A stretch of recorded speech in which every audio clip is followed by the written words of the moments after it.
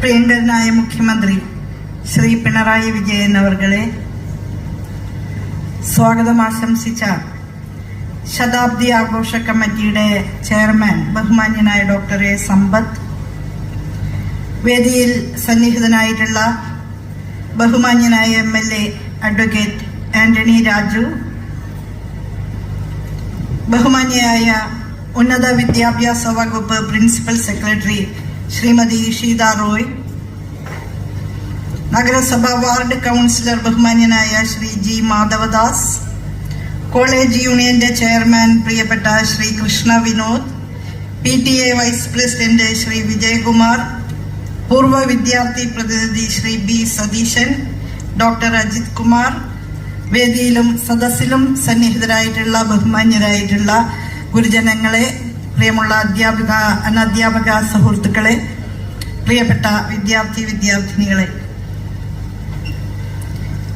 ഒരു നൂറ്റാണ്ടുകാലത്തെ മഹിതമായ പാരമ്പര്യവുമായി കേരളത്തിന്റെ ഉന്നത വിദ്യാഭ്യാസ മേഖലയിൽ, പ്രത്യേകിച്ച് തലസ്ഥാന നഗരിയിലെ ഉന്നത വിദ്യാഭ്യാസ രംഗത്ത് സവിശേഷ സാന്നിധ്യമായി തുടരുന്ന ഈ കലാലയത്തിന്റെ ശതാബ്ദി ആഘോഷവേളയിൽ കലാലയ കുടുംബാംഗങ്ങളായ മുഴുവൻ പേർക്കും ഉന്നത വിദ്യാഭ്യാസ വകുപ്പിന്റെ ഹൃദ്യമായ ആശംസകളും അഭിവാദ്യങ്ങളും അർപ്പിക്കുകയാണ്.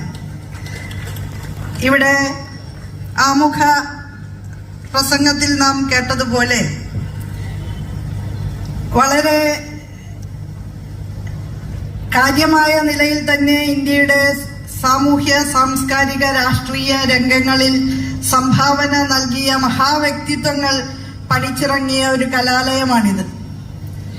ഇന്ത്യൻ പ്രസിഡന്റ് അല്ലേ ശ്രീ KR നാരായണൻ, ആദ്യത്തെ വനിതാ മന്ത്രിയും ലോകസഭാംഗവുമായിരുന്ന ആനി മസ്ക്രീൻ, ISROയുടെ ചെയർമാൻ, അതുപോലെ നാം ഇവിടെ ഇന്ന് അനുശോചനം രേഖപ്പെടുത്തിയ വൈദ്യശാസ്ത്ര മേഖലയിലെ അനന്യ വ്യക്തിത്വമായിരുന്ന ഡോക്ടർ MS വല്യത്താൻ, നീണ്ട ഒരു നിരയാണ്.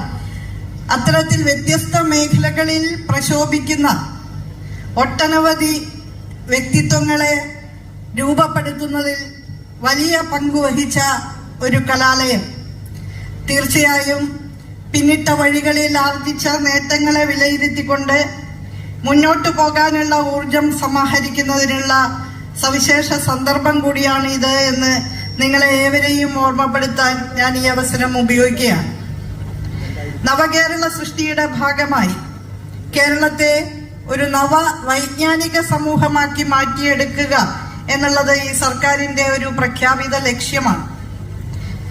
വൈജ്ഞാനിക മേഖലകളിൽ മാറി മാറി വരുന്ന പുത്തൻ നേട്ടങ്ങളെ മനുഷ്യ ജീവിതത്തിലേക്ക് പരാവർത്തനം ചെയ്യുന്ന തരത്തിൽ നമ്മുടെ നാട്ടിലെ ജനങ്ങളുടെ ജീവിത നിലവാര വർധനവിന് കലാലയങ്ങളും സർവകലാശാലകളും ഉൽപ്പാദിപ്പിക്കുന്ന അറിവുകളെ എങ്ങനെ പ്രയോജനപ്പെടുത്താം എന്ന് ആലോചിക്കുന്നിടത്താണ് ഒരു പുതിയ നോളജ് സൊസൈറ്റി എന്നുള്ള ആശയത്തിന്റെ ഗരിമ നാം മനസ്സിലാക്കേണ്ടത്.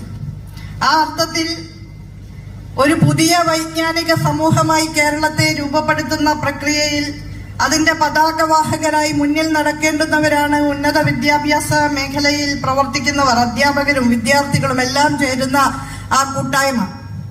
അതുകൊണ്ട് തന്നെ ഈ സർക്കാരിന്റെ കാലത്ത് ഉന്നത വിദ്യാഭ്യാസ മേഖലയ്ക്ക് ഒന്നാമത് പരിഗണനയാണ് നൽകിയിട്ടുള്ളത്.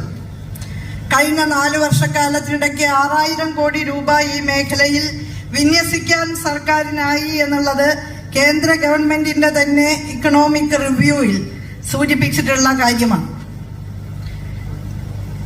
റൂസ പദ്ധതിയിലൂടെ, കിഫ്ബി പദ്ധതിയിലൂടെ, സംസ്ഥാന ഗവൺമെന്റിന്റെ പ്ലാൻ ഫണ്ട് വിഹിതം ഉപയോഗിച്ചുമൊക്കെ തന്നെ 1500 കോടി രൂപയിൽ പരം വികസന പ്രവർത്തനങ്ങൾ, നിർമ്മിതികൾ, അടിസ്ഥാന സൗകര്യ വിപുലീകരണ പരിപാടികൾ വ്യത്യസ്ത കലാലയങ്ങളിലും സർവകലാശാലയിലുമായിട്ട് നടന്നിട്ടുണ്ട്. നമ്മുടെ ഈ സർക്കാർ കോളേജിൽ റൂസ പദ്ധതി പ്രകാരം 1,56,00,000 ചില്ലാൻ 1.5 കോടി രൂപയുടെ നിർമ്മാണ പ്രവർത്തികൾ നടന്നിട്ടുണ്ട്.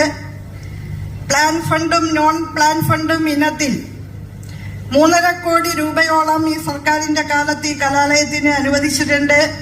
വളരെ സന്തോഷകരമായ ഒരു കാര്യം ഞാൻ നിങ്ങളെ അറിയിക്കുകയാണ്. ഇവിടെ ശതാബ്ദി മന്ദിരത്തെ കുറിച്ചുള്ള പ്രതീക്ഷകൾ തുടക്കത്തിൽ പങ്കുവയ്ക്കുകയുണ്ടായി. കിഫ്ബി പദ്ധതി പ്രകാരം 2023 ഡിസംബർ 11 ഈ കോളേജിന് 12.71 കോടി രൂപ പുതിയ നിർമ്മാണ പ്രവർത്തനത്തിനായിട്ട് അനുവദിച്ചിട്ടുണ്ട് എന്ന കാര്യം കൂടി സന്തോഷപൂർവ്വം അറിയിക്കുകയാണ്. അതിന്റെ ഭാഗമായി നടക്കുന്ന നിർമ്മാണ പ്രവൃത്തിയെ തീർച്ചയായും നിങ്ങൾക്ക് ശതാബ്ദി സ്മാരകമായിട്ട് തന്നെ സ്വീകരിക്കാം.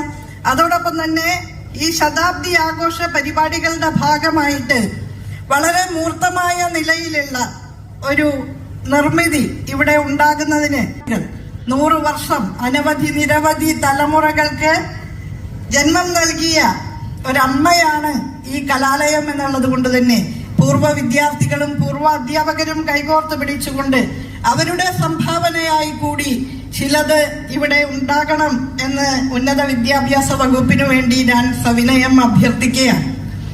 ഇവിടെ സ്വാഗത പ്രസംഗം നടത്തിയ നമ്മുടെ സംഘാടക സമിതി ചെയർമാൻ ഉൾപ്പെടെയുള്ളവർ നേതൃത്വം കൊടുത്താൽ അത് വളരെ എളുപ്പത്തിൽ സാധിക്കും എന്ന് തന്നെയാണ് ഞാൻ കരുതുന്നത്. അതിനുള്ള പരിശ്രമം തീർച്ചയായും സംഘാടക